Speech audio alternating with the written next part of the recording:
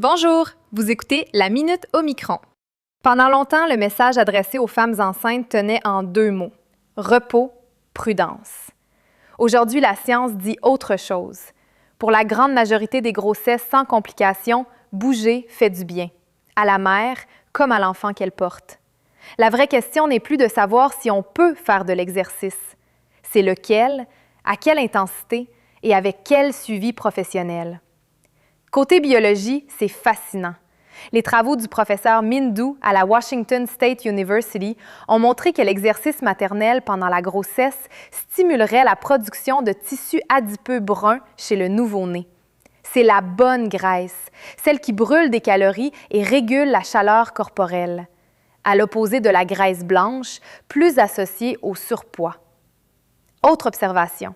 L'apline, une hormone produite lors de l'effort, voit sa production stimulée à la fois chez la mère et chez le fœtus. Ça suggère que les effets de l'activité physique traversent le placenta plus directement qu'on ne le pensait. Quel sport les femmes enceintes pratiquent en réalité? Une étude conduite dans 10 maternités de la région lyonnaise a documenté ça. La marche et la randonnée arrivent en tête. Une part importante des participantes maintenait une activité jusqu'au 3e trimestre.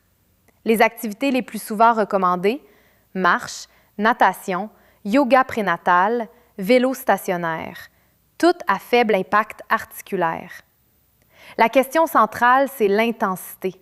Les bénéfices sont observés à intensité modérée. Le repère simple, c'est le test de la conversation. Si tu peux tenir une conversation tout en bougeant, tu es à la bonne intensité. Si tu manques de souffle, ralentis. Les entraînements à haute intensité non encadrés sont à éviter. Côté bénéfices pour la mère, ils sont multiples.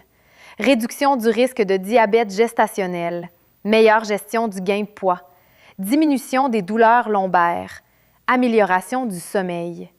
Et sur le plan mental, par ses effets sur la sérotonine et les endorphines, l'exercice est associé à une réduction du risque de dépression périnatale. Attention, certaines conditions limitent ou contre-indiquent l'activité physique. Grossesse multiple, placenta prévia, risque d'accouchement prématuré. C'est pourquoi l'auto-évaluation a ses limites.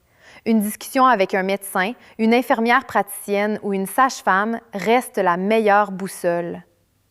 Pour une recommandation personnalisée selon ta grossesse, Clinique Omicron propose des consultations en personne et en téléconsultation partout au Québec. Le lien vers l'article complet est dans la description. Article rédigé par Geneviève Dosti, rédactrice santé chez Clinique Omicron.